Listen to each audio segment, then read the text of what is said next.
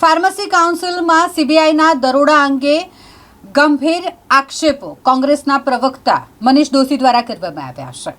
Pharmacy કાઉન્સિલના chairman Montu પટેલની દિલ્હી સ્થિત office અને અમદાવાદ ખાતેના ઓફિસમાં સીબીઆઈના દરોડા પડ્યા અને તેમના પર ગંભીર આક્ષેપ લાગ્યા છે કે પૈસાની ઉઘરાણી કરવામાં આવતી કોલેજોને લાયસન્સ આપવા માટે અને આખું જ કૌભાંડ જ્યારે સામે આવ્યું હોય ત્યારે કોંગ્રેસના પ્રવક્તા મનીષ દોશીએ આક્ષેપ કર્યા છે કે મોન્ટુ પટેલના ભારતીય જનતા પાર્ટી સાથે સીધા સંબંધ છે। મોન્ટુ પટેલ ભાજપ સાથે સીધા સંકળાયેલા છે, આ પ્રકારનું તેમનું નિવેદન સામે આવ્યું છે। સાથે જ તેમણે એમ કહ્યું કે તમામ કાઉન્સિલો કોલેજના મંજૂરી માટે પૈસાની ઉઘરાણી કરે છે। આ પણ ગંભીર આક્ષેપ છે તેમના। મંજૂરી માટેના ભાવો અલગ અલગ હોય છે। સ્ટેટ ફાર્મસી કાઉન્સિલમાં શું ચાલી રહ્યું છે, આ માટે સરકાર કેમ મૌન છે, આ પણ સવાલ કોંગ્રેસ પ્રવક્તા મનીષ દોશીએ પૂછ્યું છે। શું ગંભીર આક્ષેપ કોંગ્રેસ પ્રવક્તાએ લગાવ્યા છે, આવો સાંભળીએ। છેલ્લા 2 દિવસથી દેશની અંદર ફાર્મસી કોલેજને માન્યતા આપવા માટે અને ફાર્મસી એજ્યુકેશનનું નિયમન કરતી ફાર્મસી કાઉન્સિલ ઓફ ઇન્ડિયા ઉપર સીબીઆઈના દરોડા અને એના ચેરમેનના વિવિધ સ્થાનો, નિવાસ સ્થાન હોય કે એની ઓફિસનું સ્થાન હોય, ત્યાં દરોડાની જે વિગત સામે આવી, મોન્ટુ પટેલ નામના પીસીઆઈના ચેરમેન કે જેઓનો સીધો નાતો ભારતીય જનતા પાર્ટી સાથે પદાધિકારી તરીકે હતો, આ મોન્ટુભાઈ પટેલ સ્ટેટ કાઉન્સિલમાં પણ અહીંયા ગુજરાતમાં હતા અને ત્યાંથી પછી નેશનલ કાઉન્સિલમાં ગયા ચેરમેન તરીકે।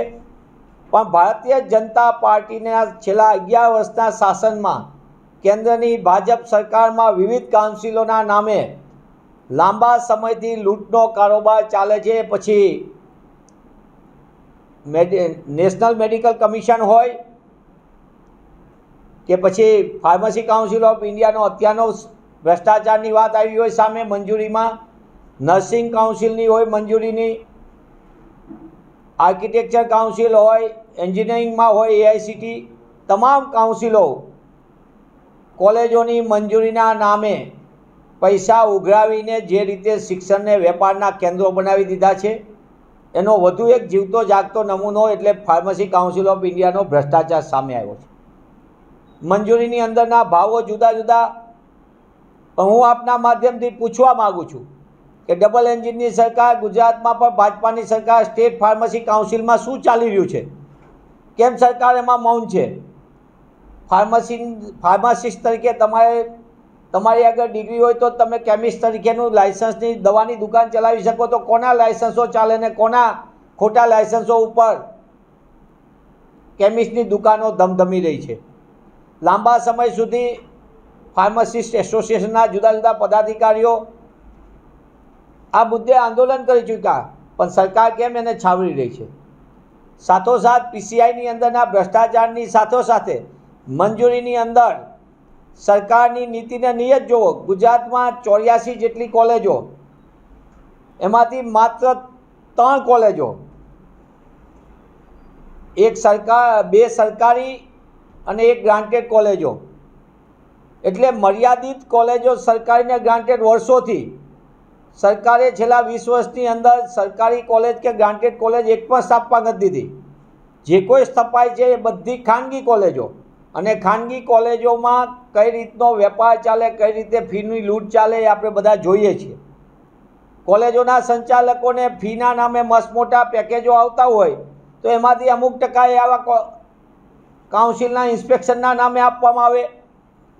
સરકારની સીધી દેખરેખ નીચે દિલ્હીમાં બેઠેલા આકાઓના નીચે આખો ભ્રષ્ટાચારની ગોઠવણ થઈ છે, એવો મારો સ્પષ્ટ આરોપ છે। ખાલી આ ભાગની વહેંચણીને લીધે આ ભ્રષ્ટાચાર સામે આવ્યો છે। ભાજપા આરએસએસની ટાંટિયા ખેંચમાં ભ્રષ્ટાચાર સામે આવ્યો, અને ભાજપાના સરકારના એક વરિષ્ઠ કેન્દ્રીય મંત્રી જેઓની પહેલાં સગવડ હતી, પછી કાંઈક અગવડ ઊભી થઈ અને એ અગવડના નામે અત્યારે આવ્યું છે। ત્યારે કોંગ્રેસ પક્ષ તરીકે અમે માંગ કરીએ છીએ કે ફાર્મસી કાઉન્સિલ ઓફ ઇન્ડિયાના સીબીઆઈની તપાસમાં એમાં અત્યારે જે બેફામપણે લૂંટનો કારોબાર ચાલ્યો હતો, આવી કેટલી કોલેજો હતી, એ કોલેજોને માન્યતાની અંદર શું ખેલ થયો હતો, કઈ રીતે લાયસન્સ આપવામાં આવે છે લૂંટના, અને આ માત્ર ફાર્મસીમાં નહીં, નર્સિંગ છે, ડેન્ટલ છે, જ્યાં જ્યાં કાઉન્સિલ આવે અહીંયા ભ્રષ્ટાચાર, તો આની પણ તપાસની માંગ કોંગ્રેસ પક્ષ કરી રહી છે. મનીષભાઈ, કેટલી કોલેજો હોઈ શકે છે જેમાં આ પ્રકારનું ભ્રષ્ટાચાર થયો હશે?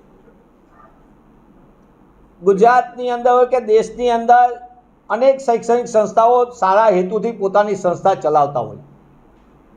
બધા શૈક્ષણિક સંસ્થા ચલાવનારાઓ ખોટા છે કે ખોટી રીતે પરમિશન લીધી છે એવું કહેવું નથી, પણ નિયમોને નેવે મૂકીને જે કોલેજો જ્યાં કોઈ ફેકલ્ટી ન હોય, જ્યાં લેબોરેટરી જેવી કોઈ વ્યવસ્થા ન હોય, જ્યાં પૂરતા સુવિધાવાળું મકાન ન હોય, ત્યાં એક જ કેમ્પસની અંદર 2-3 કોલેજોની મંજૂરી હોય તો નિશ્ચિતપણે કોઈપણને સમજ પડે કે આ કઈ રીતે આખો ભ્રષ્ટાચારનો ખેલ ચાલે છે.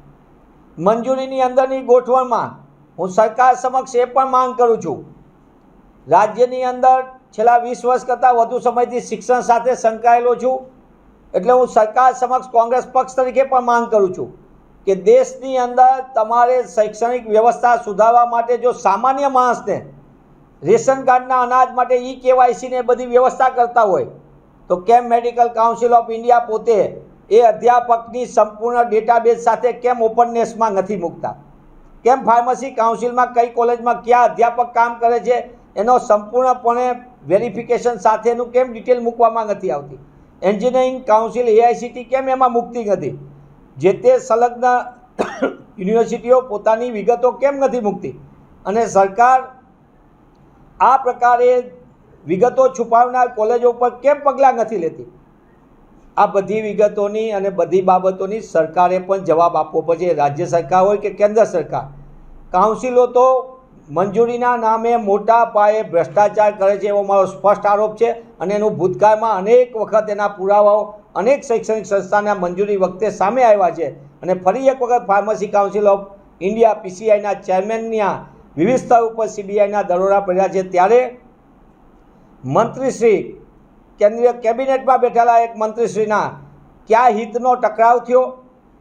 ગુજરાતમાં કેટલી સ્ટેટ કાઉન્સિલની અંદર રજિસ્ટ્રેશનમાં ગોલમાલ ચાલી છે? કયા રાજ્યની ખોટી માર્કશીટો, ખોટા સર્ટિફિકેટ ઉપર ડાયરેક્ટ રજિસ્ટ્રેશન થાય છે? એની પણ તપાસ થવી જોઈએ.